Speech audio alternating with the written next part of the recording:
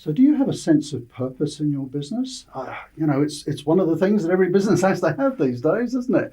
With me today, I've got Sarah Birkin, who is a consultant on purpose and strategy with many businesses. So we're going to have a conversation about purpose. Thanks, Rob. It's lovely to be here sharing with you today. So let me ask you, do you have a purpose in your business? We do. And our purpose is basically to help people. Fantastic. So do many people know about that? Do you share that openly? We find it quite a difficult thing to share, actually. Why is that? I'll think about it, and we'll talk about it coming right up. Okay, so our sense of purpose. I think I mentioned to you this before. 7 or 8 years ago, we got our directors together and we said, we're going to come up, because we'd watched Simon Sinek's video, Start With Why. Yeah. And we got together and I said, look, I want to understand why we all turn up here every day. Why do we get out of bed in the morning?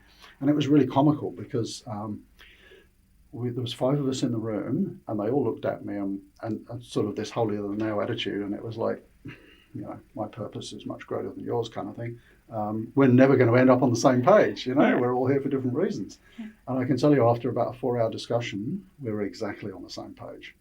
Isn't that really funny? Interesting. Like-minded leaders. Yeah, and our purpose is to help people. Okay. So your purpose is to help people, which is a fantastic gesture, Yeah. and it's obviously coming from the heart. Do you share that much? Do you take that out into the world? Do you talk about it? I find it really difficult as a business owner to share these things. So, how does that manifest itself?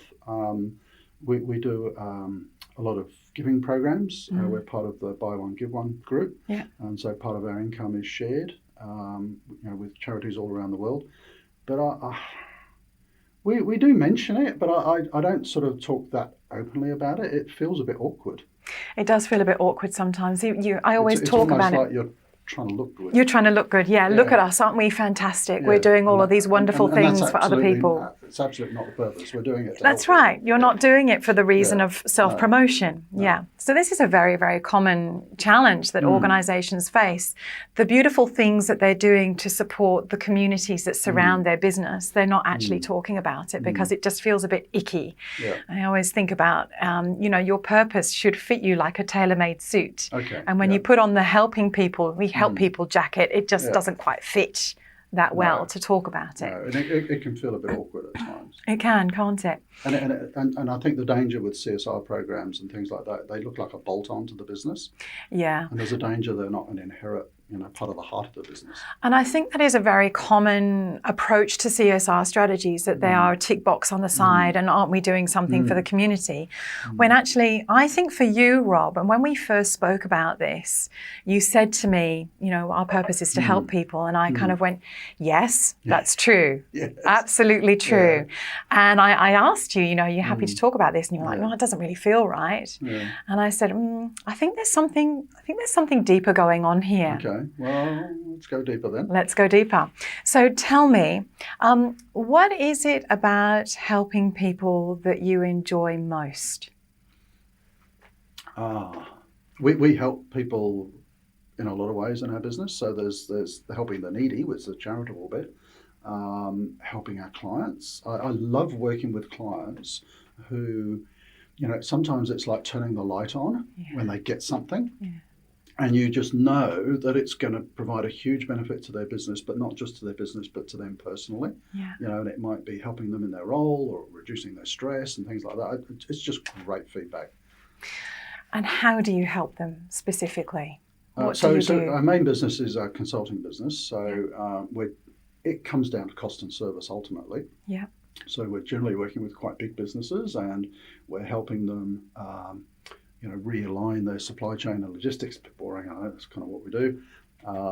And ultimately it will end up in their business performing better, better bottom line. But it's not just about that, it's about the people in the business too. So we like to work very closely with our client staff and it's about knowledge transfer and it's kind of, giving them a boost up and giving them more confidence and capability as well. So there's something about what you're doing in your consulting business. And then we have also spoken about another business that you run as well. What business is that?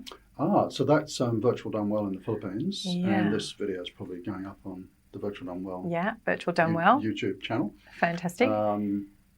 Yeah, don't tell my consulting clients. It's probably my favourite business. And why is it your favourite business? We're going to publish all of this. Why is it my favourite business? I just love working with our team there. They are fantastic people. They're a joy to work with, and what I really enjoy is seeing them rise to their occasion, build their confidence, build their capability, and to really see them do well. I mean, an example of that, when I won't go into the whole story of Virtual Done Well and how it started, but when we started it, my personal assistant, who was 19 years old at the time, became the president of the business and started it. That's amazing. We started with 4 people. That's great. And I said, hey, you're my PA, you're kind of the boss of the team. You're the president, get on with it. And she did an amazing job. And I can everyone see here how lit up Rob is talking about this particular part of his business. Yeah. So when Rob and I had a conversation about this, you mentioned this, helping people, we help people. Helping people can feel really passive. It feels like it's a passive thing. And it's like throwing $10. Throwing $10, exactly, and here, have a coffee or have a roll or have $10, whatever it is. And that's not what you're doing. And so what I can see that you're doing... This is a bit like analysis. It is a little bit like analysis. But what I can see that you're doing is you're creating the foundations for people to step up and help themselves.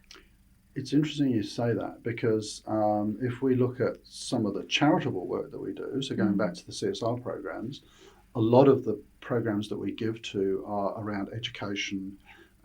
It's particularly educating women in a lot of poor countries is a way to really, boost the economy and boost families. So yeah. A lot of it is around education and even buying bicycles for kids so they can get to school, and so that's the CSR side, which is hopefully not a bolt-on. But with our business in the Philippines and with our clients, what we really get a buzz out of is just seeing people step up. And I think I mentioned earlier on, we also have an education business where we have a lot of next generation sort of supply chain leaders coming through, and we're imparting all the stuff that we've learned over the last 20 or 30 years with them. And it's incredible to see, some of them have been with us 2 or 3 years, how they're advancing their careers and doing well in their businesses. So, they're getting promotions and doing all sorts of amazing things. So I think, to kind of wrap this into a nutshell, for something that you might be more comfortable talking about is about not necessarily just helping people, it's actually about creating the foundations for empowerment. Would you be more comfortable talking about that? Yeah, I think we've got a big corporate market out there. How are they is that going to resonate with them? I'm sure we'll find a way to do that. I think it would be interesting to explore that, and that's where this process can be really valuable, because you can actually get this down into a more granular, actionable statement and a distinction. So again, taking away that ambiguity a little bit and go, could it be the foundations to empower success for others? And could that apply to the logistics as much as it does for your outsourcing? Absolutely. Because I think there's a connection there. Absolutely. And if we look at some of our major clients around the world, I mean, we're based in Australia, we have clients all over the place. Those with whom we've had a really long-term relationship with and enjoy working with the most are probably the ones where that we've got that sort of relationship where we see a positive improvement, not just in the business, but in their personal careers and roles as well. Yeah, and that's a beautiful thing. And that's a great feedback, and it kind of eggs you on to... It does. So then you can start thinking, okay, is this client aligned with our purpose? Will this actually give us the fulfillment that we derive from working with great clients who succeed as a result of the talents and skills that we bring to them? It's a little bit like being a coach of a football team, I suppose. You're very proud of your team when they win the championship. As you should be. And I think it's important that we do celebrate those moments of pride, because it's actually in those moments of pride that you can start to unlock, why are we so proud about this? What have we brought to the table here? And it's clear what you're bringing to the table. Where did this start? This conversation started about being feeling almost embarrassed or reluctant to talk about a CSR program. Yeah, that's right. You've actually turned it on its head Yeah. and said it's not just the CSR program, it's company wide, Yeah. and it's inherent in what we do is actually helping people succeed, It is. It's been empowering people. inherent and hidden, and we've shined a light on it. Maybe we'll peel back and unhide it a bit. Yeah, I think that's a great idea. So I think don't know that'd be whether you got fantastic. anything out of this conversation, but it was pretty enlightening for me. So I guess it's all about purpose and why you do what you do, and sharing that with the broader community, not just your clients, but internally. Yeah, So, using it as a lead and a guide for business in all aspects. So we do realise we're going to have to do another video now on how do we spread the message and get engagement internally about it. Yes, that is a whole nother video, but I'd be Okay. more than happy to come back and share that with you. Okay, Sarah, thank you very much for putting me on the spot, because it's something I've been feeling a bit uncomfortable about, but you've kind of opened my eyes now, so Oh, that was it's an really interesting. absolute pleasure, because this Yeah. is actually helping me fulfil my purpose too, Rob. Great. Thanks. And before we both tear up, let's finish the video. So you know how it works on this channel. We have new videos coming out every Wednesday, so do subscribe if you're not already subscribed. And if you've got any feedback on this particular video, do please comment below. I'd love to see the feedback.